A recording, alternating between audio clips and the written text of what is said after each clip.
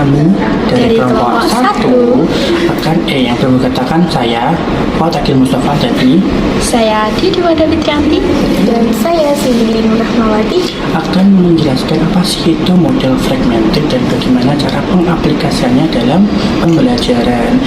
Tonton terus video sampai habis ya teman-teman. Dadah.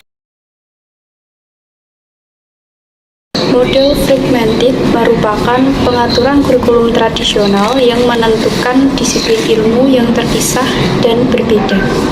Artinya, model ini memisahkan antara mata pelajaran yang satu dengan mata pelajaran yang lain. Hal ini dipelajari siswa tanpa menghubungkan kebermaknaan dan keterkaitan antara satu pelajaran dengan pelajaran lainnya.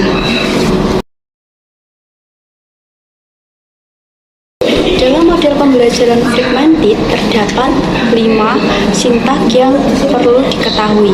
Yang pertama, membedah kurikulum. Membedah kurikulum ini dilakukan dengan menganalisis kompetensi inti, kompetensi dasar, indikator, dan tujuan pembelajaran.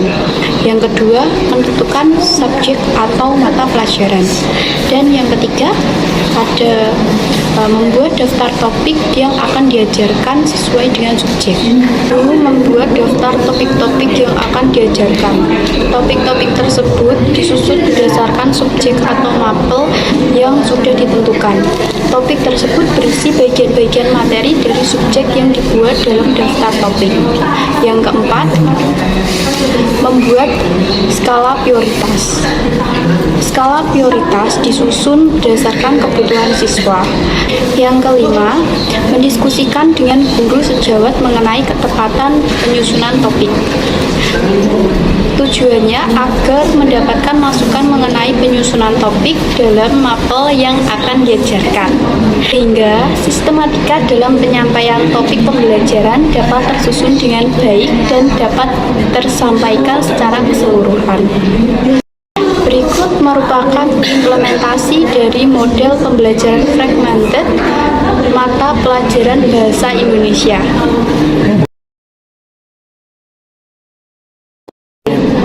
Assalamualaikum. Waalaikumsalam warahmatullahi wabarakatuh. Bagaimana kabarnya hari ini? Alhamdulillah.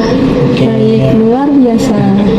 Sebelum kita melakukan pembelajaran pada pagi hari ini, sebaiknya kita berdoa terlebih dahulu. Berdoa mulai. Oke, berdoa selesai. Kan kemarin kan kita sudah belajar mengenai apa itu pengumuman, terus struktur pengumuman dan contoh-contoh pengumuman. Dan di sini kita akan mempelajari cara atau sikap kita kalau terdengar pengumuman.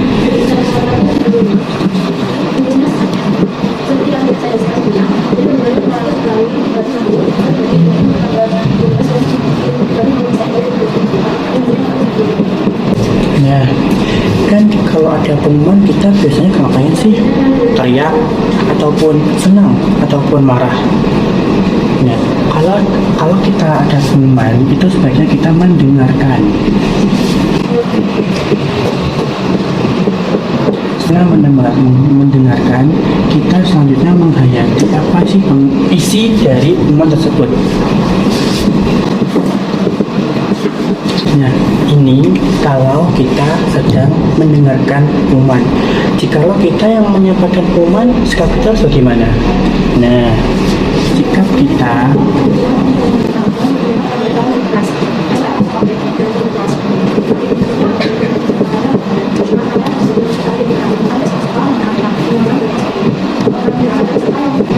menyampaikan pengumuman.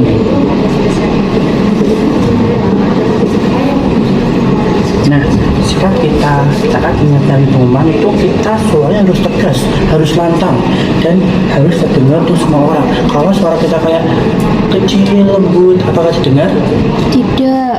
Nah, kalau kita menyampaikan sebuah pengumuman, jadi suara kita harus lantang, harus keras, dan harus bisa terdengar sampai orang yang paling ujung belakang. Oke, coba kita dengarkan salah satu teman kita untuk menyampaikan sebuah pengumuman. Siapa ya? Ayo Mbak Devanda coba sampaikan pengumuman yang ada di buku halaman 4. yang keras ya suaranya, biar teman yang di belakang tuh dengar suara Mbak Devanda. Pengumuman Lomba Berbusana Daerah bagi seluruh siswa SMP Pelita.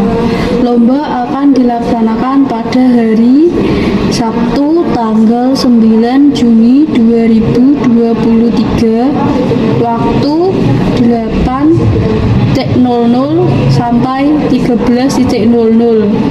Tempat di Aula SMP Pelita. Pendaftaran pada tanggal 1 sampai 7 Juni 2023. Yang berminat harap menghubungi panitia di Sekretaris OSIS Pelita. Terima kasih. Hormat kami panitia lomba. Oke, perkenalan ke Mbak Devanda.